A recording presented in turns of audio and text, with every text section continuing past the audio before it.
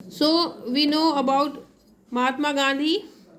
गांधीनियन era cover करता है 1893 से लेकर 1914 तक के टाइम को। Mohandas Karamchand Gandhi, known as Mahatma Gandhi, was born on 2 October 1869, we know very well, at Porbandar in Kathiawar district in Gujarat. His father was Karamchand, who was the Diwan of the state of Rajkot. His mother's name was Putlibai, who was a deeply religious lady.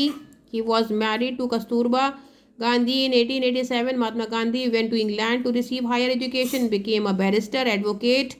He practiced law at Porbandar and Bombay for some years. Later, he went to South Africa as a legal advisor to a business firm. There he felt the burn of racial discrimination. वहाँ पे उनको ये feel हुआ जो racial discrimination, communal differences चल रहे हैं. He was pained to watch the pathetic condition of Indians. उनको pain feel हुआ जो immigrants थे साउथ अफ्रीका में. Then he decided to fight against the oppressive British. उन्होंने कहा ये तो बहुत oppressive हैं, इनके अगेंस्ट मुझे फाइट करना चाहिए. During his stay there he fought against the oppressive rules of the white rulers against the Indians living there. वो वहीं पर उन्होंने सबसे पहले उनके लिए स्ट्रगल करा, लड़ाई की.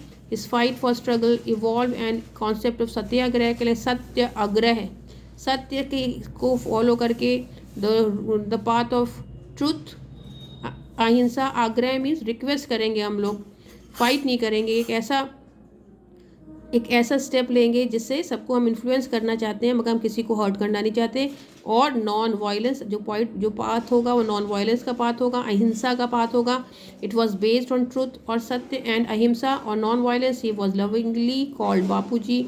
उनको सब बापू के नाम से जाने लगे उनकी कंट्रीब्यूशन के लिए. और 9 जनवरी 1950 Mahatma Gandhi return back to India. तो यहाँ पे कहीं कहीं पे ये मिलता है कि 1915 में आए, कहीं बोलते हैं 1916 में आए. मगर जब भी वो आए सबसे पहले जिस ईयर में आए वो उन्हीं चंपारण सत्याग्रह में पार्टिसिपेट किया. ठीक है. और he decided to dedicate his entire life in the service of his nation. उनका पूरी ज़िंदगी अब अपनी कंट्री की सर्विस सेवा में काट देंगे. His work in south Africa and his personal sacrifice has already established is firmly in the heart and imagination of his countrymen. On the advice of Gopal Krishna Gokhale, Gandhiji spent next 4 years, 1914 to 1918, in analyzing the Indian situation and paving.